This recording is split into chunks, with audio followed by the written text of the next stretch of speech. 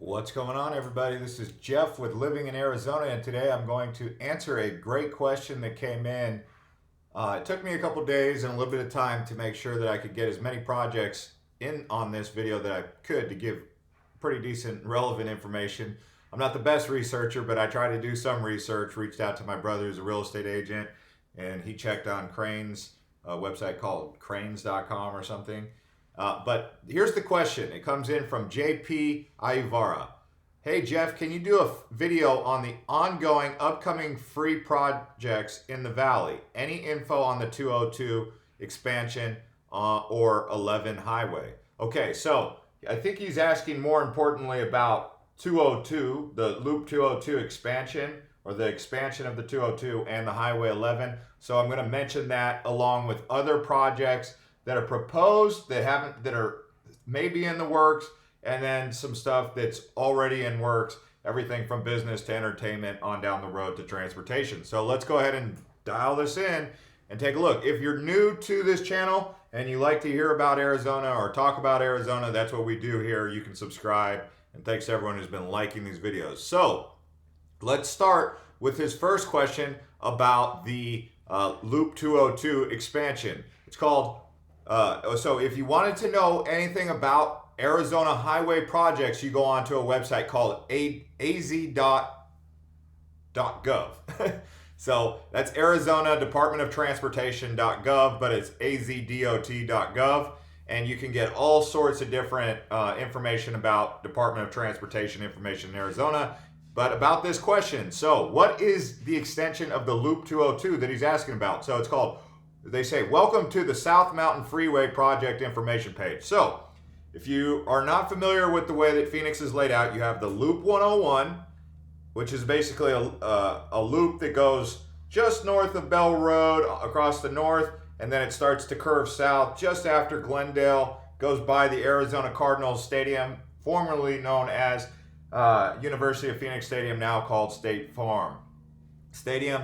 And it goes all the way down and kind of connects with the I-10, and then you would take the I-10 around towards like Tempe or downtown Phoenix, Tempe, and then you would catch up back up with it just past Scottsdale Road, in between Pima and Scottsdale Road, and that's the 101 heading north back up towards Scottsdale.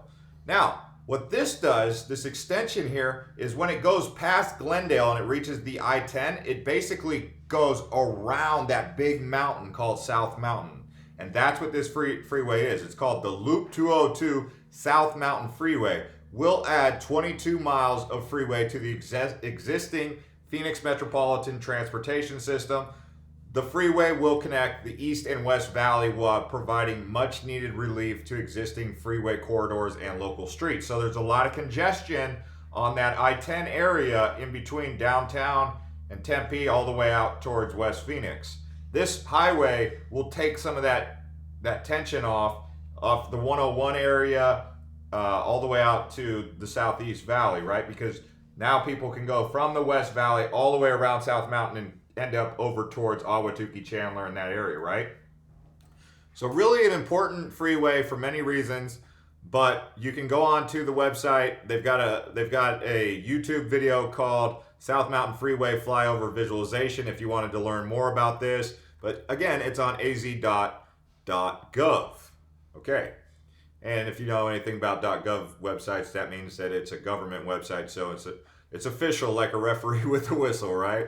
I mean, it's not just some joke, right? So, the other question that he was asking was about the Interstate 11. So this is basically designed to connect Mexico and Canada, and obviously it's going to go through Phoenix, or Arizona, I should say. So this is a big freeway that's going to connect, all three countries that are a part of NAFTA. So here's basically what it is. Interstate 11 is a north-south interstate highway in the U.S. state of Nevada that currently follows U.S. Route 93 and U.S. Route 95 between Hoover Dam and Henderson. It is tentatively planned to run from Nogales, Arizona to Reno, Nevada along the current routes of I-19. Now, it doesn't mention in there that it's going to be connecting with Canada, but I believe there's some sort of element that's supposed to be making it between the three. Now, here it did not say Canada, so I'm not so sure that it's going to go up to Canada in the short term, but it could in the long term. But it could alleviate some of that travel time, right? So, yeah, it's if anything, it'll make travel from Nogales to Las Vegas a lot more efficient, and Phoenix to Las Vegas a lot more efficient. And that's basically what it's there to do, is just expedite the travel, maybe less congestion and higher speeds, I guess. The southern terminus of the freeway would be the Interstate 19 business loop at Nogales, concurrent with that of I-19 proper. The freeway would join I-10 in Tucson and continue to Casa Grande, right? Okay, so that's the two questions that he was asking about that major innovation and renovation that's taking place to the Arizona transportation system. So faster travel between Phoenix and Vegas, and then also faster travel from West Phoenix to East Phoenix without having to go through the heart of Phoenix along the I-10 where it gets really congested nowadays. So there you go. There's the information on that. Now, there's been some proposed information about some of the Arizona sports teams. For example, the Arizona Coyotes, the hockey team. They originally started out at what was once called America West Arena, then American Airlines Arena, and now it's called Talking Stick Arena. But then these Coyotes left where the Suns were playing, so they were playing at the same place as the Suns. Then they moved to where the Cardinals play in an arena that was built in Glendale, but it was never up to snub for the Coyotes to play. So the Phoenix Coyotes hockey team has been asking for a new stadium, and they had one that was set up and good to go in Tempe, which would have been great for Tempe and good for the Valley in general, but it hasn't gone through. And last we've ever really heard any positive stuff about it was in 2016. The Phoenix Suns, their stadium was built, I believe, in 92, 93, or 1992, maybe 1991. Like I said, it's undergone several name changes. That one, the Suns are due for a new arena, but they are renovating the Phoenix Suns arena, and they're supposed to be overhauling that with some crazy $100 million renovation that's supposed to enhance that arena. I mean, I remember when I was a kid, we used to watch the games at what they called the Madhouse on McDowell. So when we got the America West Arena, that was a big thing. That was a great arena back then. But nowadays, it's old. That was in 91. So arenas, after 25 years, they kind of lose their grandeur, right? Also, the Arizona Diamondbacks are asking for a new stadium also, which I don't know. I think theirs is a lot newer than the Phoenix Suns, but it used to be called Bank One Ballpark, Bob, back when it was built. Now it's called Chase Field, but that was a state-of-the-art stadium because it had one of the retractable fields or roofs. But there's no real plans to do an Arizona Diamondbacks new stadium, but that is on the radar, so keep an eye on that as that conversation continues to heat up over the next 5 to 10 years probably. Now, if you're into NASCAR and stuff, that might be interesting because the old PIR, for those of you who know about Phoenix International Raceway, it's now called ISM Raceway. The construction, new tunnel place, intake taking shape. So there is a renovation that is taking place at ISM Raceway, which is a new pedestrian tunnel completed, and a few of the 15 buildings in the infield are up. The metal skeleton of the new leaderboard is in place, and in early October, the new start-finish line will be painted. So this was a team of 400 workers around the clock to have the $178 million facelift ready for the opening weekend, November 10th, 9th, 10th, and 11th, project manager said. So this should already be completed, but this was something that was done. I don't really follow this news here, but it looks like it's already been completed here in November. So that was a renovation that was $175 million renovation at ISM Raceway, formerly known as PIR. That's out in Avondale. Okay, so I'm going to try and get you guys some more information here on these other projects that have been taking place. The largest project that is taking place in Phoenix area in terms of finance, right, according to the Phoenix Business Journal. So go to bizjournals.com. Largest Phoenix area construction projects. Okay, you've got the number one largest project is Maricopa County Intake Transfer and Release Station. I would imagine that is going to be done in February 2020, but Intake Transfer and Release Program. I really don't know what that is, but that is the largest one. And if I try to find some information on this, let me just do a quick search, because I kind of looked into it, but it didn't make sense what came up for those results. It is it's a jail. Okay. Well, so that's the largest project that's taking place. They're building an incarceration facility. So that's not positive news. We don't really want to talk about that. So let's move on beyond that. Let's see what else we got here. So we have Arizona State University. Ray Anderson expects multi-purpose arena to be completed by November 2020. So Arizona State Vice President of Athletics Ray Anderson expects ASU's new 5,000-seat multi-purpose arena that will house hockey and some Olympic sports to be completed by November 2020, a year ahead of renovations at Wells Fargo Arena. Work on both is expected to begin in the first quarter of 2019, or in this case, of Wells Fargo Arena after basketball season ends.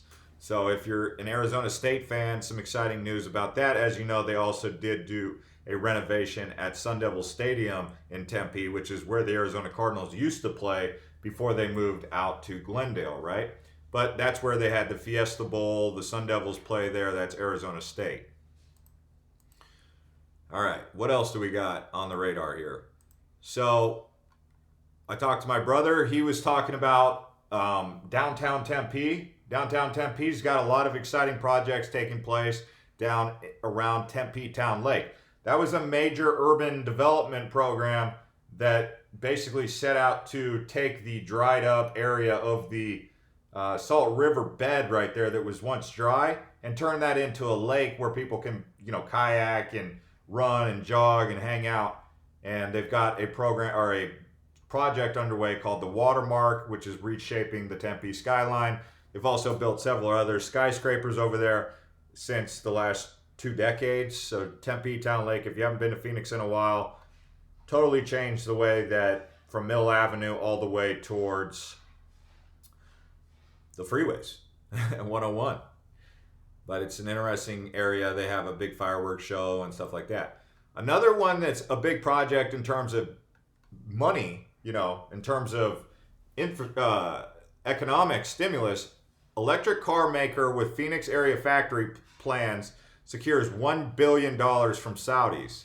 So Lucid Motors Inc. said Monday that it's getting a $1 billion investment from Public Investment Fund of Saudi Arabia, PIF, to help it produce its first electric cars and plans to roll out it in competition with Tesla. So the Saudi fund is the same one that Tesla CEO Elon Musk said at one point this summer was going to help him take his company private at $420 per share. For those of you who hold Tesla stock, that's interesting. So Tesla competitor Lucid electric car company is looking to build a big facility, or already does have a Phoenix area factory. So they've secured $1 billion. What they'll do with that money will be interesting. There's another project that's worth taking a look at in Gilbert called Rivulon. So Rivulon is a premier 250-acre mixed-use development located at the corner of Gilbert Road and the Arizona 202. When fully complete, the business district will include approximately 3 million square feet of Class A office space, 1,000 square feet of retail and hotels. Gilbert is definitely overdue for some hotels. If you ever go to Gilbert, you might be able to stay at like 10 different nice hotels, and that's about it. I guess maybe the hotel industry isn't so strong out there. I don't know, but this is obviously going to bring in a lot more hotels and Class A office space. So that's pretty cool. It's called Rivulon in Gilbert. If you guys want to look up any of these projects at any given time, you can pause this video or rewind it and then do a Google search and pull up some additional information regarding these. So there's also a project called the Grand at Papago Park Center 2, and that is scheduled to be completed in the first quarter of 2019. For those of you who are interested in Papago Park, that's where the zoo is. It's basic. It looks like the Grand is a 58-acre final parcel to be developed. It's 58 acres. It is a business park, I believe. So it looks like it's a business park. So that was one of the largest projects that were taking place in Phoenix. Then there's a project that is the one that many of you probably are looking to hear more information about, but there hasn't been any real groundbreaking news on this since 2017. It's called Developers Looking to Build the Next Disney World in Casa Grande. So we've talked about this before. This particular development, I believe, is called Dreamport. So Dreamport VIllage's amusement park project near Phoenix reportedly gets okay from Casa Grande City Council. Yet again, that was in 2017. The reason you don't keep hearing about it is because it's sort of slowed down. They're not exactly moving forward with it, or if they are, they're being very hush-hush. So here's what it says. Block Sports Company has been eyeing land just south of Phoenix for a theme park project for some time now. Yesterday, they reportedly received the okay from Casa Grande City Council to begin the development of the project. Dreamport VIllages is planned to be a destination resort complete with an amusement park, extreme complex, sports complex, retail centers, and resort hotels. The project is set up to take up 1,500 acres and will be open in a multi-phase. There is currently no time frame for the opening of the resort, but the principal of Phoenix-based Applied Economics, Sarah Murley, projects October 2019 as a reasonable time frame. I don't know if she means start breaking ground in 2019 October, so that'll be interesting to keep an eye on. But this is a Disneyland style resort. It's going to be a large portion of it is going to be indoors, so that's pretty exciting because if it gets way too hot or if it gets too cold, like last night we had a deep freeze. I mean, it's sunny out, but at night it's been getting below freezing. So in the daytime it's about 60. At night it's been going below 32. I'm just saying, indoors can work in both areas here in Phoenix, right? Just like with the Cardinals stadium. Sometimes it's too hot, so they'll close the roof. And then sometimes it's too cold and windy, so they'll close the roof. Isn't that kind of weird, right? All in the same kind of football NFL season. Now, there's also an interesting project that's on the radar. It's called, what is this one called? Oh, pardon me guys, I got to do a quick search here of what this is called. So it's in Scottsdale Indoor Water Park. I thought I had it up, but apparently I didn't. Great Wolf Lodge. So that's what it is. Oh, okay. And the Arizona, I see. So Arizona Central is not free. So if you ever wanted to know why Arizona Central does that, it's apparently not a free website to access. But it is called the Great Wolf Lodge. So let's go ahead and take a look at this and see what exactly the Great Wolf Lodge is. Great Wolf Lodge splashes into Arizona. Iconic family indoor water park resort to open in Scottsdale, Salt River Indian Community in 2019. Families across Arizona and the greater Southwest will have something fun to howl about next year at Great Wolf Resorts, Inc., North America's largest family indoor water park, announced today it is expanding its paw print to the Grand Canyon State. 350-room family resort will be constructed on an 18-acre adjacent to Salt River Fields at Talking Stick, located within the Salt River, Pima, Maricopa Indian Community's Talking Stick Entertainment District. So if you've ever been to this casino, Talking Stick Casino, there's a golf course there. It's also next to the 101. So if you're ever driving from, let's just say, Thomas Road north to about Shea Boulevard, say, on the right side, you'll notice there's nothing there on the right side of the 101, and that's because that is the Indian reservation, known as, I believe it's called the Talking Stick Native or Salt River Indian Reservation, Salt River, Pima, Maricopa Indian Communities, Talking Stick Entertainment. So that's basically where they're building it. Out there they also have the aquarium. If you didn't know, yes, Arizona does have dolphins and other marine mammals in Phoenix, but it's on the reservation. And you'll notice they tend to build some of the exciting but yet controversial stuff in that location because it's really close to Scottsdale, so it's still within the city, except they're exempt from the problems that you might see with activism and stuff like that. For example, the casinos are there because casino gaming is not legal in Arizona, but on the Indian Reservation it is. Also, as you know, SeaWorld has come under a great bit of scrutiny, and so the aquarium has marine mammals, but it's on the Indian Reservation, so it's hard for the activists to get through. So it kind of uses that loophole, right? And something like this, being out there in the area, I don't know if they needed to build it out there, but because it started out with big companies building big resorts and complexes out there, now it's kind of an area, and it's great because the Indian Reservation benefits from it, and that's pretty cool. But just so you know, an 85,000 square foot indoor water park heated to be a comfortable 84 degrees and featuring a variety of body slides, tube slides, rafts, rides, activity pools, and areas. So Phoenix is known for its water parks. We've got Big Sur, Golfland, Sunsplash, Water World, many of them, but just one more to add to it, right? So if this video helped you guys and you enjoyed it, please do like the video and subscribe to Living in Arizona. I'm doing my best to answer all the questions, and